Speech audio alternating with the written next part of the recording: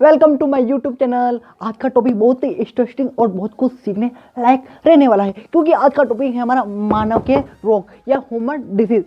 पहले बात करेंगे what is definition of disease या मानव रोग किसे कहते हैं। आपके शरीर के अंदर जो भी बायोलॉजिकल एक्टिविटीज हो रही हैं या भी जो भी जैविक क्रियाएं हो रही हैं वो सही ढंग से नहीं हो पाती हैं। क्या जो भी बायोलॉजिकल एक्टिविटीज हैं वो सही ढंग से नहीं हो पा रही है उसे हम डिजीज बोलते हैं या रोग बोलते हैं। हम इन्हें दो कैटेगरीज के अंदर डिवाइड करते हैं। फर्स्ट है संक्रामक रोग या इन्फेक्शन डिजीज, सेकंड है नॉन इन्फेक्शन डिजीज या असंक्रामक रोग। पहले बात करेंगे इन्फेक्शन डिजीज या संक्रामक रोग। संक्रामक रोग क्या होते हैं? वो जो एक व्यक्ति से दूसरे व्यक्ति के अंदर क्या बोलते हैं, इन्फेक्शन के द्वारा फैलते हैं या संक्रमण के द्वारा फैलते हैं, यहाँ जीवों के द्वारा हो रहे हैं। इसी में हम पढ़ेंगे। पहले हम स्टडी करेंगे संक्रामक रोग के बारे में। कि हम पहले पढ़ चुके थे कि संक्रामक रोग किन्हें कहते हैं और एक किन जीवों के द्वारा होते हैं। फिर हमने पढ़ा था कि ये जीवाणु के द्वारा, वायरस के द्वारा और प्रोटोजोआ के द्वारा और हेलमिंथिस के द्वारा ये रोग हो रहे थे। जिसमें हम पहला पढ़ेंगे जीवाणु के द्वारा होने वाले रोग, जिसमें हमारा पहला है लेप्रोन, जिसे हम लेप्रोसी जिसे हम क्या कहते हैं, कुष्ठ रोग या कोढ़ रोग, या फिर इन्हें हम हैंसेन डिसीज के नाम से भी इसको जाना जाता है। कौन से नाम से? हैंसेन डिसीज के नाम से इसको जाना जाता है। अब बात करें कि इसका रोगजनक या पैथोजन क्या होता है। रोगजनक वो होता है जिस जीव के द्वारा जो रोग हो रहा है, जो रोग है वो किस जीव के द्वारा हो रहा है उन्हें हम रोगजनक या पैथोजन कहते हैं। इसका रोगजनक या पैथोजन कौन है? वो है माइकोबैक्टीरियम। क्या है? Mycobacterium leprae. कौन है? Mycobacterium leprae. अब बात करें कि इसके लक्षण क्या है, इसके सिम्टम्स क्या है। इन्हें लक्षणों के आधार पर इन्हें तीन कैटेगरीज के अंदर डिवाइड किया गया है। फर्स्ट है ट्यूबरकुलोसिस, सेकंड है लेप्रोमेट, थर्ड है बॉर्डरलाइन। ट्यूबरकुलोसिस है वो इतना डेंजरस नहीं होता है, इसमें सिर्फ मुंह पर फपोले बनने लगते और मुंह से बन जाते। अब सेकंड बात करें कि लेप्रोमेट क्या होता है।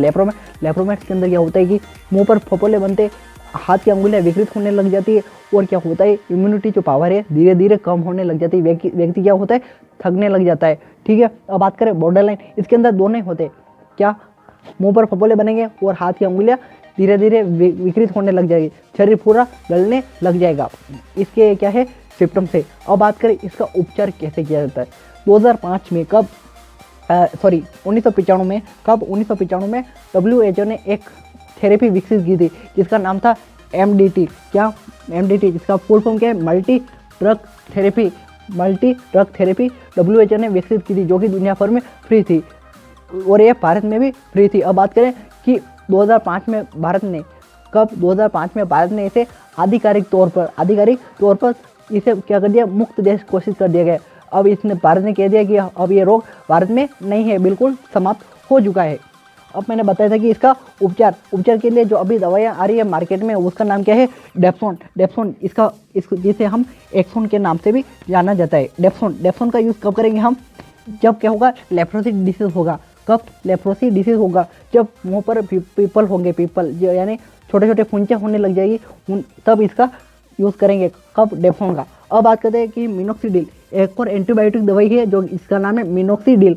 कौन सी दवाई? मिनोक्सिडिल। इसका कब यूज़ करेंगे कि इस बीमारी के अंदर क्या होता है कि जो बाल हैं, हमारे बाल, वो क्या उन्हें गिरने लग जाते हैं या झड़ने लग जाते हैं या फिर गंजापन आने लग जाता है। इसी को रोकने के लिए मिनोक्सिडिल दवाई का यूज़ किया जाता है, एंटीबायोटिक दवाई का यूज़ किया जाता है। यहाँ जीवाणु जनित रोग है वो है टीबी के बारे में आप अच्छे से जानते होंगे, जिसे हम यक्ष्मा, क्षय या तपेदी के नाम से भी इसको जाना जाता है। अब बात करते हैं कि इसका रोगजनक या पैथोजन कौन है। वह है माइकोबैक्टीरियम ट्यूबरक्यूलोसिस।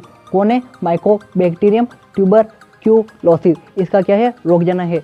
अब आता है कि इसका लक्षण क्या है या इसके सिम्टम्स क्या है। इसमें क्या होता है कि पहले 3 से 4 सप्ताह तक खांसी आने लगती है, फिर बुखार आता है और सांस लेने में तकलीफ होती है और गले में क्या हो जाता है, कफ जमा हो जाता है। और ये सबसे ज़्यादा अटैक कहाँ पर करता है? वह है फेफड़ों पर सबसे ज़्यादा अटैक करता है और इसके द्वारा एक विष मुक्त किया जाता है जिसका नाम है ट्यूबरक्यूलिन। कौन सा? ट्यूबरक्यूलिन। इसके द्वारा विष मुक्त किया जाता है, जो कि बहुत ही डेंजरस होता है, क्योंकि शरीर के अंदर जो भी अंग है उनको क्या करता है, डैमेज करने लग जाता है। अब बात करते हैं कि इसका वैक्सीन या इसका टीका कौन सा है। इसका टीका होता है वो है BCG, जिसके बारे में आप अच्छे से जानते होंगे, जिसे हम बेसिलस गोलमेटी क्यूरिन के नाम से इसका फुल फॉर्म है। क्या है? बेसिलस गोलमेटी क्यूरिन इसका फुल फॉर्म है। बेसिलस गोलमेटी क्यूरिन BCG का फुल फॉर्म है। अब बात करते हैं इसका टेस्ट कौन सा है। अब कैसे पता चलेगा कि उस व्यक्ति को टीबी है या नहीं। इसके लिए एक टेस्ट होता है जिसका नाम है मेंटॉक्स टेस्ट। कौन सा? Mantoux test. अब इसमें क्या होता है कि एक दवाई आती है जिसका नाम है डाइल्यूटेड ट्यूबरक्यूलोसिस। क्या दवाई आती है जिसका नाम है डाइल्यूटेड ट्यूबरक्यूलोसिस। एक इंजेक्शन होता है जिसका नाम है इंसुलिन इंजेक्शन। इंसुलिन इंजेक्शन के द्वारा उस डाइल्यूटेड दवाई को इंसुलिन इंजेक्शन के अंदर लिया जाता है और फिर हाथ पर उसको लगाया जाता है। फिर क्या होता है, एक क्या होता है, घाव बन जाता है या फिर एक फफोला बन जाता है। उसी के आधार पर पता लगाया जाता है कि उसको टीबी है या नहीं। उम्मीद है कि आपको मेंटॉक्स टेस्ट तो आपको समझ में अच्छे से आया होगा। ठीक है, रोग है वह है डिप्थीरिया, जिसे हम रोहिणी के नाम से भी इसको जाना जाता है। इसका रोगजनक या पैथोजन कौन है? वह है कोरिनोबैक्टीरियम डिप्थेरी। कौन है? कोरिनोबैक्टीरियम डिप्थेरी। अब बात करते हैं इसके सिम्टम्स या इसके लक्षण क्या है। यह पहले 5 से 11 वर्ष के बच्चों में होता है। कितने? 5 से 11 वर्ष के बच्चों में होता है। इसके संक्रमण के द्वारा नाक, गला और टॉन्सिल प्रभावित अंग है। और इसका उपचार क्या है? इसके उपचार के लिए बच्चों को पास्तुरीकृत दूध ही दिया जाना चाहिए। कौन सा? पास्तुरीकृत दूध। अब बात करते हैं इसका टीका कौन सा है? वह है डीपीटी। इसका फुल फॉर्म क्या होती है? Diphtheria pertussis tetanus. ये ध्यान रख